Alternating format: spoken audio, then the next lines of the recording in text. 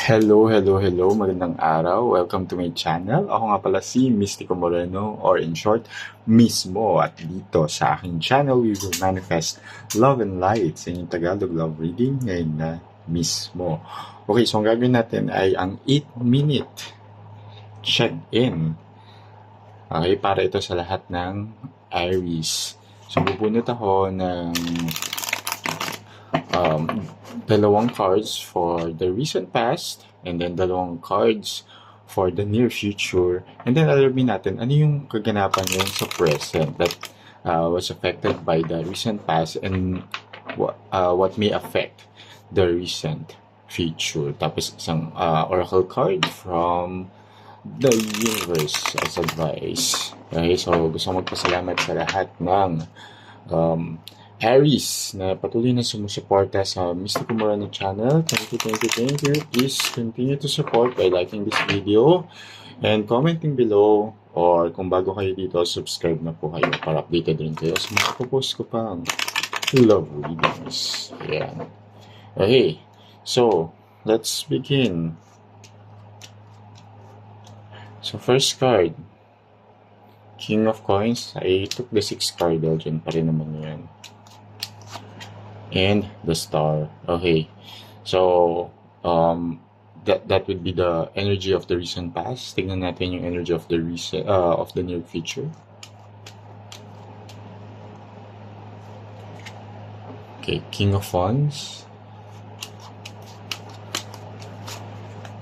and Page of Swords.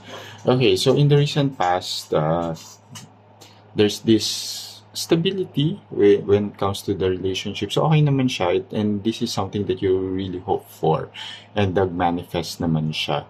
And I can see here also na what you're really looking forward is more growth, more abundance, and more stability in your relationship. So currently, in the recent past, happy naman ang relationship.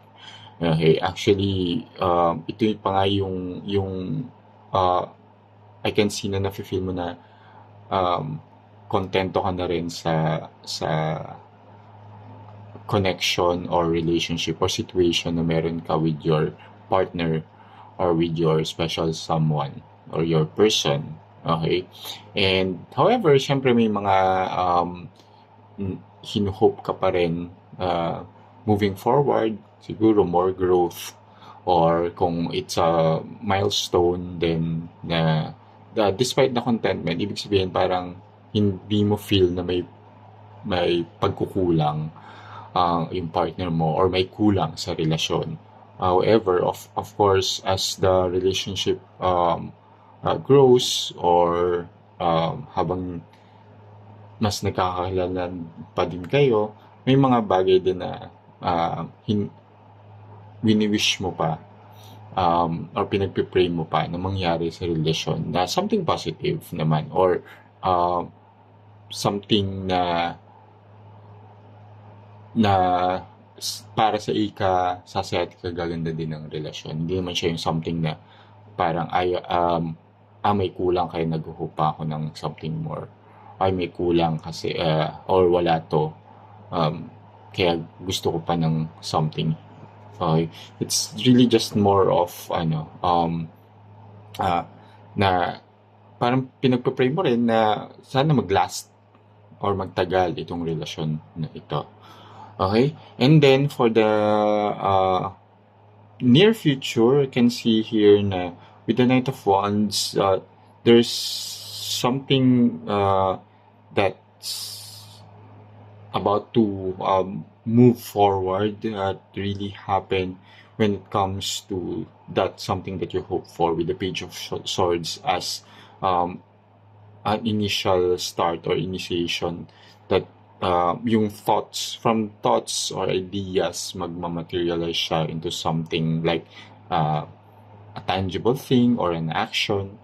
Okay, pero tignan natin now ano yung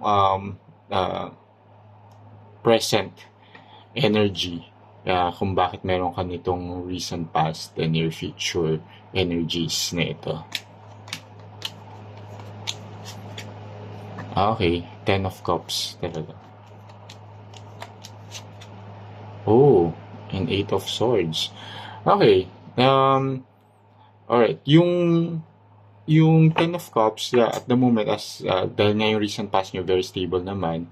And um, ang nakikita ko na dito na na-reveal is that yung mga triggers lang. Kasi Ten of Cups naman is at the present moment, there's really this sense of having a long-term relationship at magtatagal naman talaga itong relationship na ito dahil you both are working on this and sa growth ng relationship. However, may mga triggers kasi kayo and like ito, may mga victimhood mentality lalo na kapag may mga conflict na dumarating.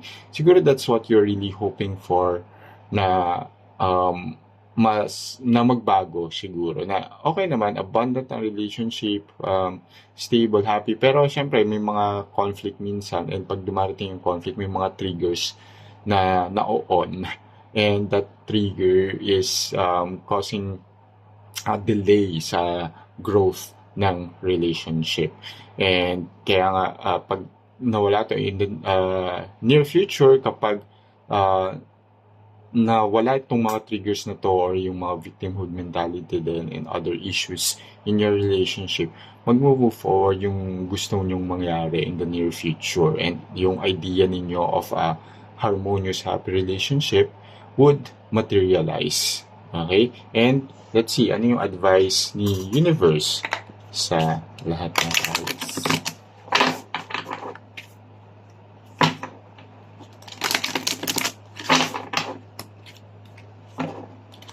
So just to remind everyone that this is a collective and general love reading, so it may or may not resonate with everyone. Take whatever resonates, leave the rest behind.